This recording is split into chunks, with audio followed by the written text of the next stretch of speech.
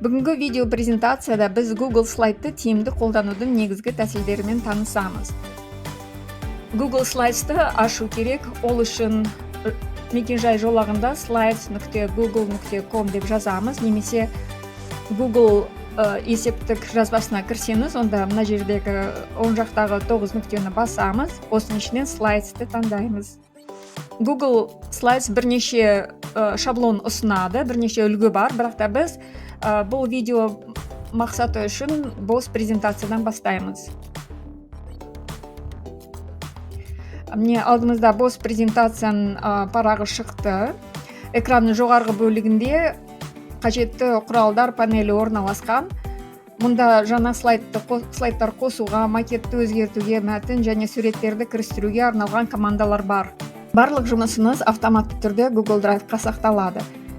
Файл мәзіріне кіріп, бет параметрлерін таңдаймыз және презентация үшін сәйкес пропорцияны таңдау керек. Ол 16:9 широкоформатный. Осыны басамыз применить. Енді жаңа слайдты қосу керек. Жаңа слайдты қосу үшін мына жердегі қосу белгісін басамыз. Сонда жаңа слайд қосылады. Немесе мына жоғарғы мәзірде слайд батырмасын бассақ, мына жерде новый слайд, жаңа слайдты қосуға болады, және осы жерден слайдты көшіруге болады, немесе жоюға. Слайдтың керекті макетін осы жерден таңдауға болады. Және де макетті мына жерде қосу белгісінің қасындағы батырманы бассаңыз, макеттер осы жерден шығады. Осы жерден өзіңізге керекті макетті таңдасаңыз болады, немесе бос парақты таңдай аласыз. Оң жақта презентацияның стилін және шрифтін таңдауға болады. Біз презентация тақырыбын енгіздік.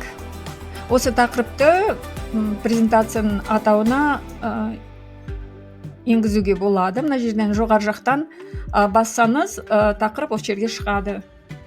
Енді мәтінге шрифті таңдап, мына жерде өлшемін өзгертуге болады.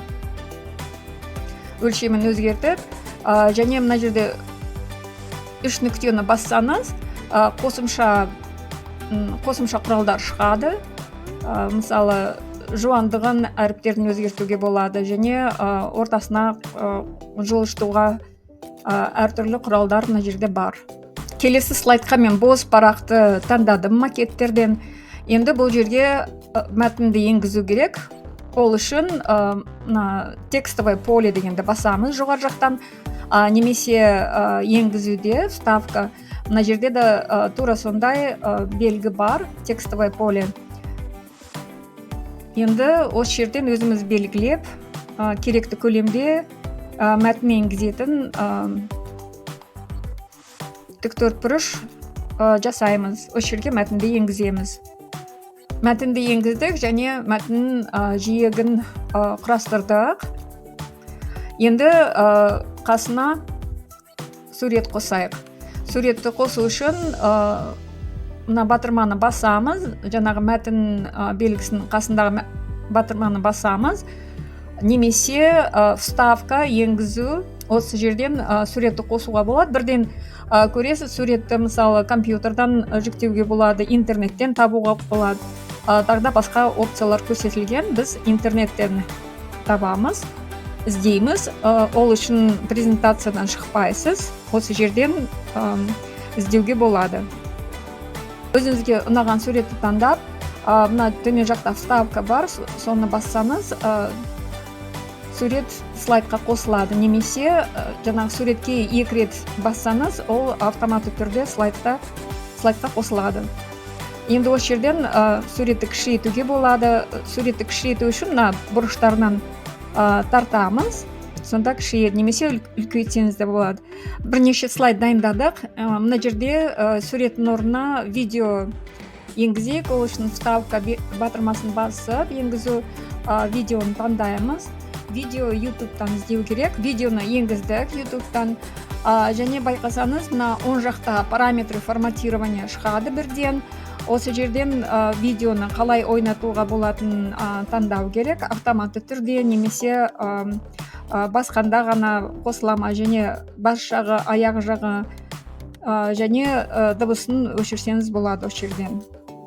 Презентацияға сурет, бейне және аудио әртүрлі пішіндер қосуға болады. Таблица, диаграмма және сызықтар, мысалы. Қазір пішіндерді қосып көрейік. Мына жерден таңдайсыз фигуры. Мынандай крестик пайда болады. Соны өзіңізге керекті өлшемге созып енгізесіз пішінді. Пішінді енгізгеннен кейін бассаңыз, оған мына оң жақта параметрі форматирование шығады. Сол жерде пішіннің өлшемін бәрін көруге болады. Және пішіннің түсін өзгерте аласыз. Мысалы, қызылды таңдайық. Және жиегін басқа түске боясаңыз болады. Және жиегін жуандығын және стилін таңдауға болады мына жерден. Слайдта нысандардың позициясын өзгертуге болады. Ол үшін таңдаймыз және мына жоғары жақта объект батырмасын басып, осы жерден переместить, мысалы артқа жылжытуды таңдауға болады. Үшбұрыш артқа жылжыды. Және осы нысандарды топтастыруға болады. Ол үшін үш пішінді бірге таңдаймыз. Және объект батырмасын басып, топтастыруды таңдаймыз. Топтан шығару үшін сол әрекетті қайталаймыз. Объект батырмасын басып, мына жерде топтан шығару. Анимация енгізу үшін вставка батырмасын басамыз және осы жерден анимацияны таңдаймыз. Мына оң жақта анимацияның әртүрі шығады. Осының ішінен таңдау керек. Анимация қостық, мына оң жағында көрінеді. Слайдтар арасындағы ауысуларды қосу үшін слайд мәзіріне кіріп, ауысуды таңдаймыз. Мына оң жақтағы тақтада ауысу түрлерін таңдауға болады. Презентацияны көрсету үшін жоғары жақта слайд шоуды таңдаймыз.